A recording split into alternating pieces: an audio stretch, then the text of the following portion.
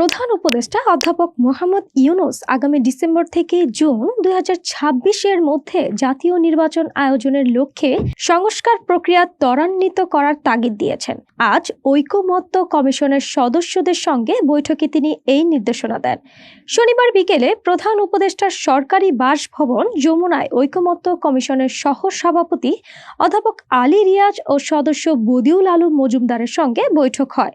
প্রাথমিকভাবে প্রেস বিজ্ঞপ্তিতে শুধু ডিসেম্বর মাসের কথা উল্লেখ থাকলেও পরে সংশোধন করে ডিসেম্বর 2025 থেকে জুন 2026-এর মধ্যে নির্বাচনের সময়সীমা নির্ধারণ করা হয়েছে।